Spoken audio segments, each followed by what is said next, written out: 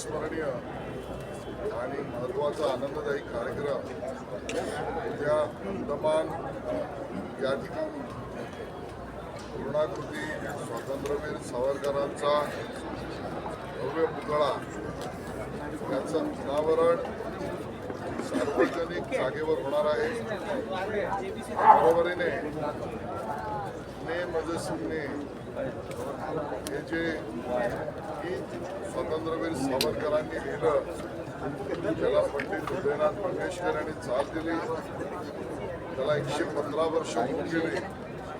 यानिमित्ताने एक सांस्कृतिक कार्यक्रम, एक स्वातंत्र्यवीर सावरकरांच्या जीवनावरचं कॉफी टेबल बुक या तिन्ही कार्यक्रमाची सांगता आणि उपयोगिता आणि असा पुतळ्याचं अनावरण मध्ये सिने गीताचे 115 वर्ष पूर्ण होणे आणि कॉफी टेबल बुक हे माननीय परमपूज्य सरसंघचालक मोहन भागवतजी यांच्या शुभ हस्ते आणि भारताचे गृहमंत्री अमित शहाजी यांच्या अध्यक्षतेखाली हा कार्यक्रम अंदमान येथे होतोय. त्या कार्यक्रमात सहभागिता आणि सहयोगिता देण्याचं पुण्यकर्म मला करायला मिळालं. असा एक अविस्मरणीय कार्यक्रम त्या ठिकाणी पंडित हृदयनाथ मंगेशकरजी, उषा मंगेशकरजी, मंगेशकर कुटुंब सुद्धा अंदमान त्या ठिकाणी येणार आहे आणि ते गीत ने मजसिने हे सादर करणार.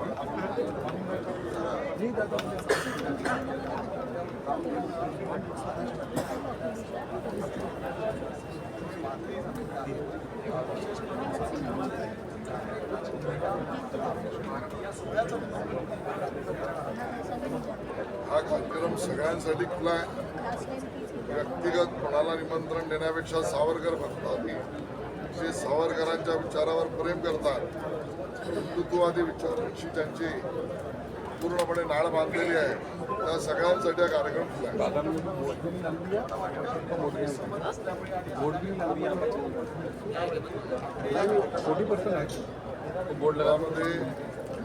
या कार्यक्रमातून पुन्हा एकदा प्रखर हिंदुत्ववाद, स्वातंत्र्यवीर सावरकरांच्या विचारावरची निष्ठा आणि पंडित मंगेशकर यांनी गायलेलं रचलेलं गीत याच्यावर प्रेम करणारे सगळे आमच्या बरोबर उभे राहतील ही आमची अपेक्षा आहे. या पुतळ्याचं अनावरण करायला इतका उशीर का लागला सर?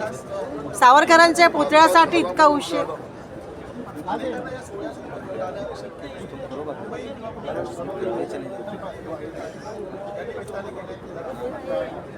स्वातंत्र्यवीर सावरकरांच्या विचारावर आणि त्यांनी दिलेल्या देशभक्तीच्या मार्गदर्शनावर सातत्याने भारतीय जनता पार्टी कार्यक्रम करत असते आणि हा सुवर्णयोग आहे त्यावेळेला परमपूज्य सरसंघचालक मोहन भागवतजी बरोबर माननीय गृहमंत्री अमित शहाजी आणि मंगेशकर कुटुंब एकत्रित येत आहेत. आम्हालाही सहभागिता मिळते. नरेंद्र हेटे, अमेय हेटे व्हॅल्युएबल ग्रुप या सगळ्याच्या आयोजनामध्ये प्रमुख भूमिका करते आणि तिकडचे राज्यपाल जनरल जे आहेत ते सुद्धा येत आहेत. मला वाटतं हा कार्यक्रमाची सहभागिताच या कार्यक्रमाच्या माध्यमातून सावरकरांच्या विचारावर प्रतिबद्धता दाखवणार आहे.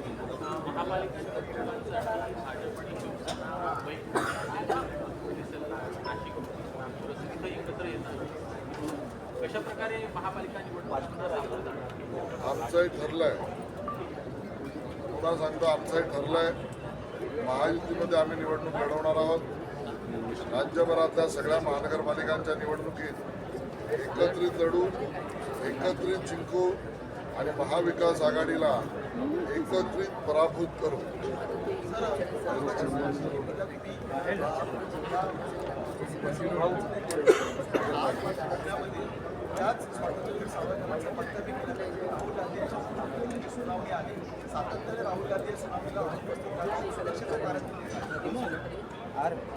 राहुल गांधी यांनी केलेलं स्वातंत्र्यवीर सावरकरांवरचं विधान अपमानजनक, वचनामीकारक, क्लेशदायक, संतापजनक, तळपायाची आग मस्तकावर नेणार आहे आणि म्हणून त्यांच्यावर चालू असलेला गुन्ह्यात त्यांना शिक्षा झाली पाहिजे ही पूर्ण भारतवासियांची इच्छा आहे. न्यायालयापासून पळ काढण्याचा प्रयत्न राहुल गांधी करतायत का हा आमचा सवाल आहे.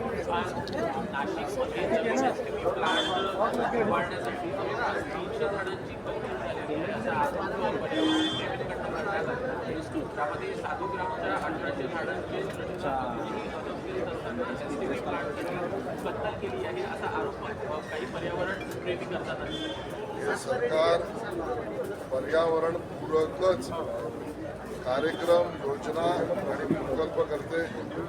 हे सरकार पर्यावरणाच्या शिक्षणाची भूमिका घेऊन काम करते. नाशिकमध्ये सुद्धा आम्ही तीच भूमिका घेतो.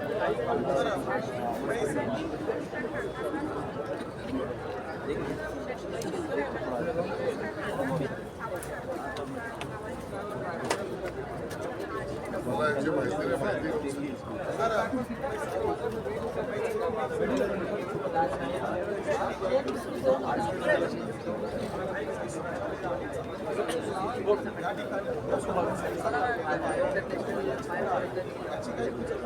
ज्या पद्धतीचं काम लोकशाहीने केलं आहे आणि हा मुद्दा समोर आणून दिला आहे, शौचालय आणि त्याची उपयोगिता यामध्ये अवैध रीतीने कोणी अन्यव्यवस्था निवास करत असेल त्यावर कडक कारवाई करण्यासंदर्भात पुणे महानगरपालिका आयुक्तांशी बोलले.